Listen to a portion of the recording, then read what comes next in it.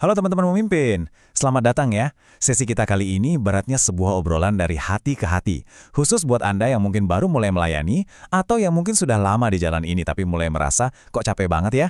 Yuk kita bareng-bareng cari cara membangun pelayanan yang sehat, awet, dan yang paling penting, jujur sama diri sendiri. Oke, kita mulai dari fondasi yang paling dasar, yang sering banget kita lupain. Pelayanan itu bukan ruang yang steril, bukan cuma soal hal-hal rohani yang luhur. Kenyataannya, ini adalah ruang yang sangat manusiawi. Tempat kita membawa semua paket lengkap diri kita, sejarah kita, kebutuhan kita, bahkan luka-luka kita. Nah, menyadari ini adalah langkah pertama untuk jadi pemimpin yang dewasa. Kira-kira, ini peta perjalanan kita hari ini. Ada 5 perhentian penting, mulai dari berani jujur sama diri sendiri, sampai akhirnya kita bisa menjadi pemimpin yang utuh dan sehat. Anggap saja ini roadmap kita bersama ya. Baik, kita masuk ke bagian pertama. Gini, kunci pelayanan yang awet dan matang itu bukan dengan pura-pura jadi malaikat dan menyangkal sisi manusiawi kita. Justru sebaliknya, dengan mengakui sepenuhnya kalau kita ini manusia biasa. Inilah fondasi yang bakal bikin kita berdiri kokoh. Penting banget buat kita sadari, punya motif yang campur aduk itu normal banget. Nggak ada seorang pun yang melayani murni hanya karena satu alasan. Pasti ada kasih, tentu. Tapi mungkin ada juga keinginan buat merasa berarti kan? Atau kebutuhan buat diterima di sebuah komunitas. Bahkan bisa jadi pelayanan itu cara kita menyembuhkan luka batin kita sendiri. Jujur soal ini tuh nggak bikin pelayanan kita jadi jelek, malah sebaliknya, bikin jadi lebih otentik dan stabil. Oke, sekarang mari kita bongkar mesin sedikit ya. Kita coba lihat lebih dalam. Apa sih yang sebetulnya jadi bahan bakar di dalam diri kita? Apa kebutuhan-kebutuhan pribadi yang mendorong kita untuk mau melayani? Nah, ini dia pertanyaan jebakan yang sering bikin kita merasa bersalah. Saya jawab dengan tegas ya, sama sekali bukan kelemahan. Punya kebutuhan pribadi itu bukan tanda kita munafik, itu tanda kita manusia. Justru saat kita berani mengakuinya, disitulah pintu kedewasaan terbuka lebar. Ini bukan aib yang harus disembunyikan. Coba deh perhatikan bedanya. Kalau motif kita disembunyikan, pelayanan kita jadi rapuh, kayak panggung sandiwara. Kita jadi gampang takut, cemas kalau ada yang kritik karena takut topengnya kebuka. Tapi, saat kita jujur, bahkan dengan kebutuhan kita untuk diterima sekalipun, pelayanan itu berubah jadi sebuah perjalanan. Perjalanan pertumbuhan yang sehat, yang otentik. Biar lebih gampang, kita bisa lihat 3 level kebutuhan ini. Logikanya sederhana, kita nggak bisa jadi pemimpin yang sabar dan bijak kalau kita sendiri kurang tidur dan kelelahan kan? Itu kebutuhan dasar. Begitu juga kebutuhan buat merasa diterima dan dihargai. Pelayanan yang sehat itu nggak cuma ngurusin hal-hal yang kelihatan rohani, tapi juga mengakui semua lapisan kemanusiaan kita. Oke, tadi kita udah lihat ke dalam. Sekarang kita beralih ke tekanan dari luar. Yep, kita akan bicara soal kritik. Sesuatu yang seringkali terasa kayak serangan pribadi. Tapi gimana kalau kita coba lihat kritik sebagai kesempatan? Yuk kita bedah bareng. Pernah nggak ngalamin situasi kayak gini? Dapat komentar yang, aduh rasanya nusuk banget. Apalagi kalau datangnya dari orang yang kita percaya.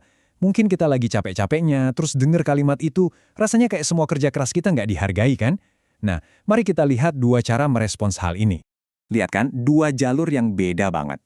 Reaksi defensif itu otomatis menutup pintu. Kita jadi membangun tembok antara kita dan orang lain.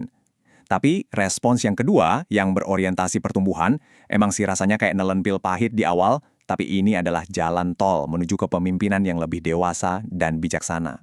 Nah, ini dia akar masalahnya. Kalau seluruh harga diri kita diletakkan pada label pemimpin yang hebat, maka satu kritik kecil saja bisa terasa seperti serangan ke jantung identitas kita.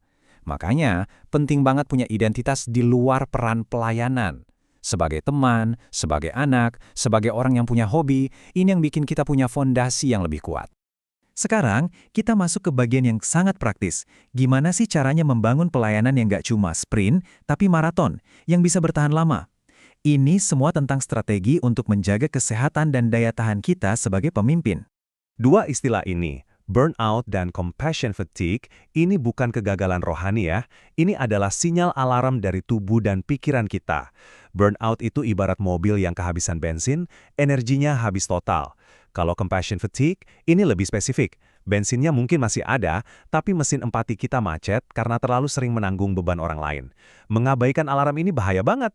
Ini perbedaan yang super krusial.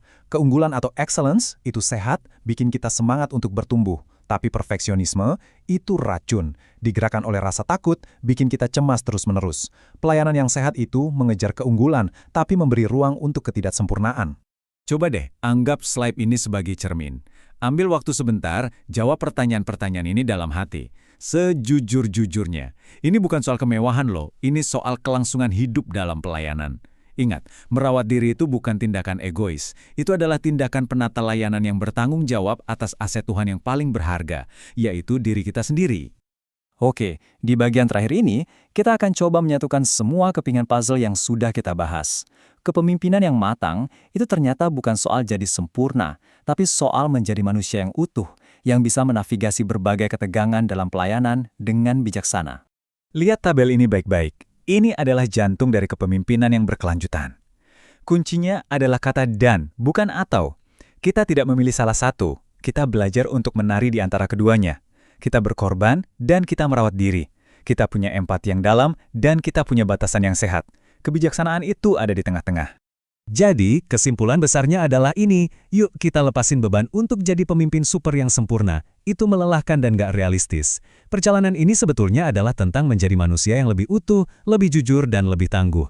Pelayanan kita menjadi alat yang membentuk kita jadi pribadi yang lebih baik. Sebagai penutup, saya ingin meninggalkan Anda dengan satu pertanyaan ini untuk direnungkan.